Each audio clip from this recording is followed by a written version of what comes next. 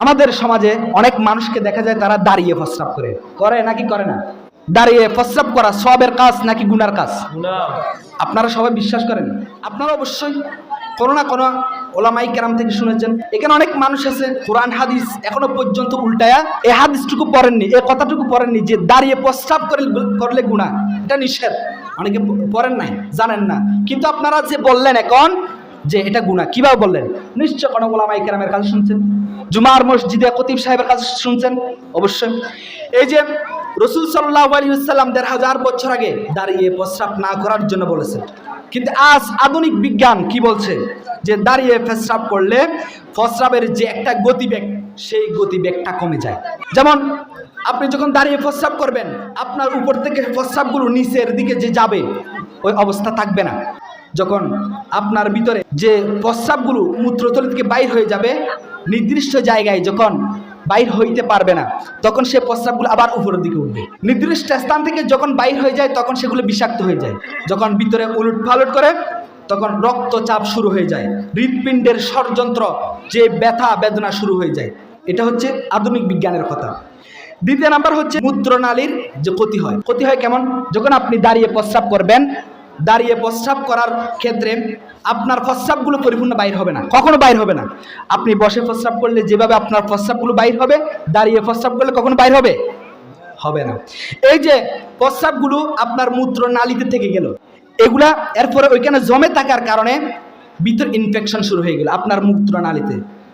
শেষ পর্যন্ত এমন পর্যায়ে হবে আপনার ওই অবস্থাটা, ওই মূত্রনালীটা নষ্ট হয়ে যাওয়ার সম্ভাবনা থাকবে, ক্যান্সারে পরিণত হওয়ার সম্ভাবনা থাকবে যখন আপনি দাঁড়িয়ে প্রস্রাব। এত ভয়ঙ্কর। এই জন্য রাসূল সাল্লাল্লাহু আলাইহি ওয়াসাল্লাম বলেছেন ১৫০০ বছর আগে বসে প্রস্রাব করার জন্য।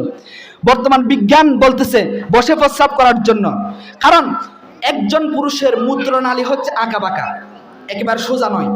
এই জন্য প্রত্যেক পুরুষের দায়িত্ব হচ্ছে যে যখন প্রস্রাব করবে তখন সে বসে প্রস্রাব করবে, সাথে সাথে যেন পানি খরচ না করে, টিস্যু না করে, একটু লেট করে, উঠা বসা করে, যেন তার মূত্রনালী থেকে তার সমস্ত প্রস্রাবগুলো বাইর হয়ে যায়। এভাবে কি করতে হবে? প্রস্রাব করতে হবে। যদি আপনি অনেক ক্ষেত্রে দেখা যায় এখন বর্তমানে এই সুন্নত আদায়ের নামে তারা টিস্যু বা ডিলা ধরে ধরে রাস্তা রাস্তায় হাঁটে। এটা আরেকটা বেহায়াপনা, এটা আরেকটা কি অশ্লীলতা। আপনার লজ্জাস্থান ধরে রাস্তা রাস্তায় হাঁটতেছেন, আপনি কাকে দেখাচ্ছেন? ইহুদি খ্রিস্টানরা দেখলে তো হাসবে, বলবে যে এটা আবার কোন ধরনের ইসলাম যে মুসলমানরা প্রস্রাব করার পর লজ্জাস্থান ধরে রাস্তা রাস্তায় হাঁটে। এটা করা যাবে? করা যাবে না। নির্দিষ্ট একটি আবদ্ধ জায়গায় আপনি যখন ডিলাক্লুপ করবেন তখন ওইখানে দাঁড়াবেন, বসবেন, যেন আপনার ভিতর থেকে প্রস্রাবগুলো একেবারে অপসারণ হয়ে যায়। এটা আপনি অবশ্যই লক্ষ্য করতে পারবেন। দাঁড়িয়ে প্রস্রাব করলে আরো একটি ক্ষতি হচ্ছে আপনার কিডনির সমস্যা। এই ক্ষেত্রে আরেকটি কথা বলি, আপনারা সবার অভিজ্ঞতা আছে। আমরা যখন প্রস্রাব করি, প্রস্রাবের বেগ যখন স্পিড হয়ে যায়, যখন সময় মতো প্রস্রাব না করি, দেখা যাবে ভিতরে অনেক তলপেট থেকে শুরু করে কিডনিতে ব্যথা শুরু করে নাকি করে না? দীর্ঘক্ষণ প্রস্রাব আটকে রাখলে হয় না? এমত অবস্থায় হয়। বিজ্ঞান বলতেছে এটা কিডনি নষ্ট হয়ে যাওয়ার উপক্রম।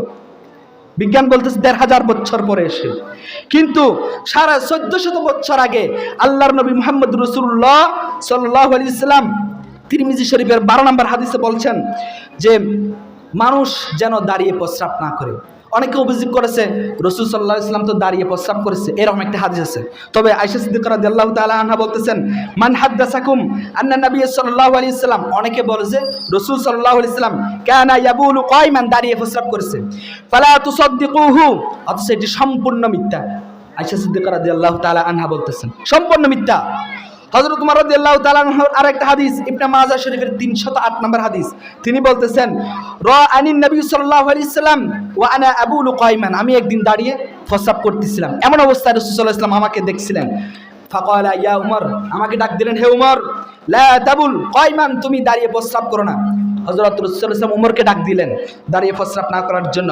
তখন উমর রাদিয়াল্লাহু তাআলা আনহু ফামা বুলতু কায়মান, বাদ এরপর থেকে হযরত উমর রাদিয়াল্লাহু তাআলা আনহু আর দাঁড়িয়ে প্রস্রাব করেন না। তাহলে এই যে দাঁড়িয়ে প্রস্রাব করলে কত বড় ক্ষতি, ১৫০০ বছর আগে আল্লাহর নবী বলে দিয়েছে। বিজ্ঞানরা, ইহুদি খ্রিস্টানরা জানতে পারলো ১৫০০ বছর পরে। তাহলে আমরা এমন একজন নবী পেয়েছি যে এই নবী শ্রেষ্ঠ, পৃথিবীর শ্রেষ্ঠ নবী, পৃথিবীর সর্বকালের সর্বসেরা মহামানবকে পেয়েছি, আমরা তার উম্মত হতে পেরেছি। এই জন্য আমরা খুশি নাকি বেজার? খুশি। আমরা এখন নবীকে পেয়ে কিন্তু রসুলের ইত্তেবা করি না। রসুলের সুন্নতের কথা বললে আমাদের মন বেজার হয়ে যায়, দাড়িকে লম্বা করতে বললে আমাদের মন বেজার হয়ে যায়, আমাদের চুলের কাটিং সুন্নাহ অনুযায়ী বললে মন বেজার হয়ে যায়। আমাদের কাছে ভালো লাগে মেসি নেইমারের কাটিং দিতে, ঠিক কিনা? আমাদের কাছে ভালো লাগে একজন খেলোয়াড় যে নামাজ পড়ে না, খ্রিস্টান, মুসলমানের বিরুদ্ধে অবস্থান নেয়, ইসরায়েলকে বোমা দেয়, যে ফিলিস্তিনের বিপক্ষে অবস্থান নেয়, মুসলমানের বিরুদ্ধে অবস্থান, এই সমস্ত কুলাঙ্গারদের আদর্শকে আমরা ফলো করি। অথচ আল্লাহ পাক রব্বুল আলামিন বলছেন, লাকাদ কানা লাকুম ফি রাসূলিল্লাহি উসওয়াতুন হাসানাহ, রাসূলুল্লাহ সাল্লাল্লাহু আলাইহি সাল্লামের জীবনের মাঝে আমাদের জন্য রয়েছে অনুগত করার মতো আদর্শ, আমাদের জন্য রয়েছে, কিন্তু আমরা রাসূল সাল্লাল্লাহু আলাইহি সাল্লামের আদর্শগুলোকে মানি না।